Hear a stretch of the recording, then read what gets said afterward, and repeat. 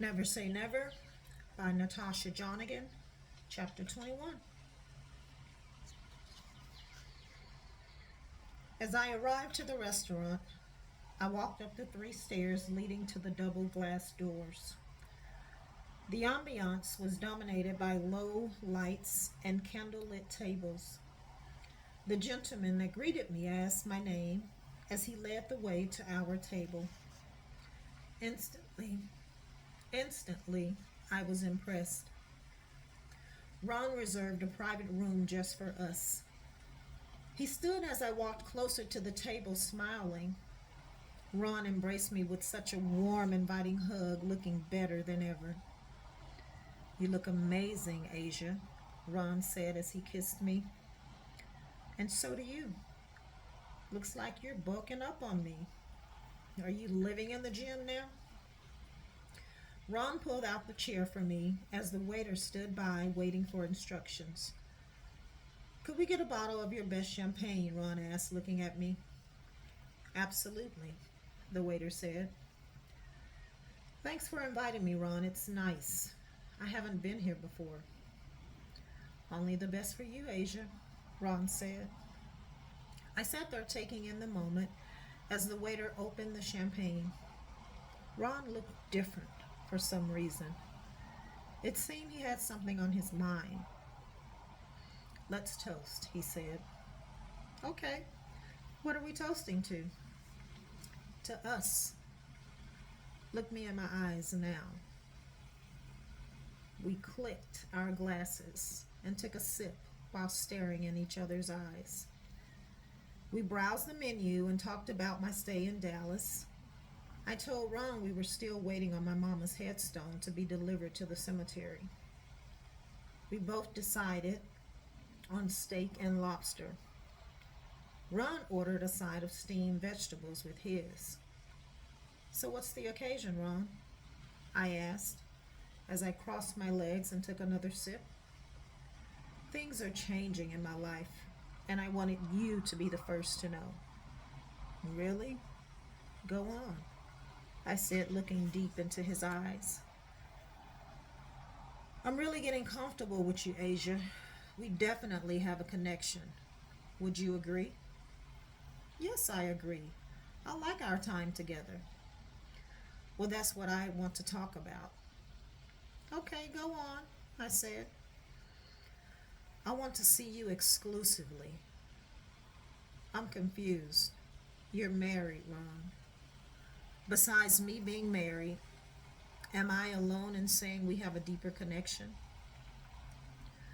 "No, I'm very attracted to you and I enjoy spending time with you, but, well, let's make it official," Ron said. The waiter came out with our food, ending our conversation. Looking at Ron, still questioning in my mind where he was going with all of this. After placing the dinner napkin across my lap, the waiter poured us more champagne and excused himself. Taking Ron's hand, we both bowed our heads to say grace. "Asia, I'm falling in love with you."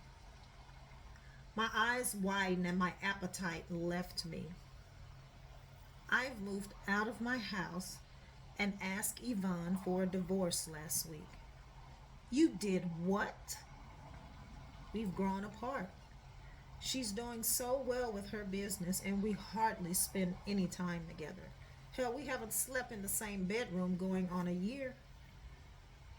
I don't know if I should say I'm sorry or. Ron stood up from the table and walked over to me. He stood there as I looked into his light brown eyes. "Can I have a hug?" he said, taking both of my hands. Standing up, he continued to squeeze my hands while looking into my eyes. "I want to make you mine." Ron kissed me passionately as he cradled me in his arms. I felt something different, a shift in our relationship, but I tried to keep my emotions intact. I thought about his wife. They didn't have any children together, but Ron had an adult daughter in law school. My mind drifted to Felicia and Mark and how hurt I was over that situation. I didn't know Yvonne personally, yet I didn't want another woman to go through what I've experienced. He wasn't asking me to marry him. My mind was confused, but my heart was trying to speak to me. Ron, there's something you don't know, though, I said, taking a seat. What? Nothing can change the way I feel about you right now. Well, I'm moving back to Dallas next week, to be exact. I explained to Ron that Paula and I didn't want to sell Mama's house, so I decided to move in. Ron agreed with my decision, but wasn't bothered by it. He said we would make it work and joked about getting me a private jet. Texas is only a few, I'm sorry, Texas is only a flight away. Asia, I need you in my life. I feel so good when I'm with you, and we're not together. And when we're not together, I think about you constantly. So when are you leaving? Ron asked. My flight leaves on Sunday morning around 6:40 a.m. I'm sending my things ahead of me on Friday evening. So Ron said, waiting for me to say something. So what?